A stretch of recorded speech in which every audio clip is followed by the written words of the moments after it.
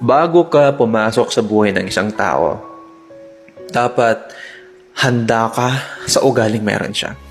At dapat malinaw sa'yo kung ano ba ang intention mo.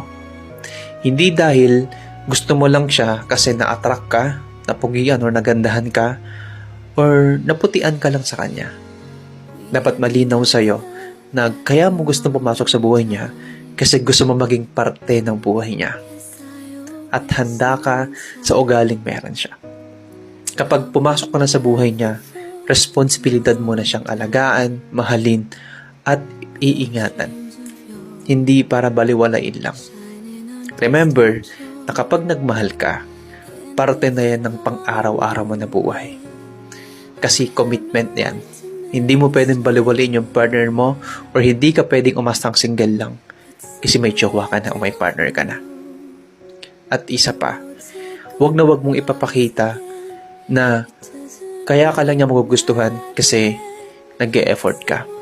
Dapat, kahit sa sobrang hirap ng pinagdadaanan nyo, nag-stay ka pa rin. Masarap ma-inlove, masarap kiligin kapag okay pa lahat at masaya pa kayo. Pero what if dumating sa point na nagkakalabuan na at nakakaproblema na relasyon nyo? Mag-i-stay ka pa ba? Panghahawakan nyo ba lahat ng mga promises nyo o yung mga sinumpaan nyo na kahit anong mangyari walang iwanan? Kapag ba dumadating kayo sa point na parang ang labo ng ilaban ang relasyon nyo, ilalaban nyo pa kaya?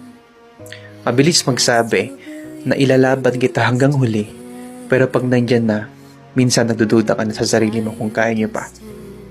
Huwag mong sasabihin sa kanya na mag-i-stay ka kung hindi naman pala. At huwag na huwag mong sasabihin na mahal mo siya kung hindi mo kayang patunayan sa gawa. Kapag araw-araw mo pinapatunayan sa kanya na deserving ka sa pagmamahal niya at deserving ka na maging partner niya, hanggang huli ilalaban ka niya.